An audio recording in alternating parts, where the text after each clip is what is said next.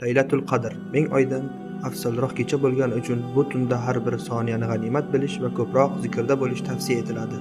Quyida ushbu ulug' kechada o'qilishi eng afzal bo'lgan zikr va duolar ro'yxati. Eng asosiy duo. Oysha onamiz roziyallohu anhu Rasululloh sallallohu alayhi vasallamdan: "Yo Rasululloh, agar Qadr kechasini topsam nima deyin?" deb so'rashganlarida bu zot ushbu duoni o'rgatganlar. Allohumma innaka afuvun tuhibbul afwa anni. Allohim, albatta sen afv etguvchisan, afv etishni yaxshi ko'rasan, meni afv etgin deganlar. Kalimai tavhid va tasbihlar. Bu tunda tilni zikr bilan band qilish qalbni ravshan qiladi. La ilaha illalloh, Allohdan o'zga iloh yo'q. Subhanallohi valhamdulillahi va la ilaha illalloh vallohu akbar.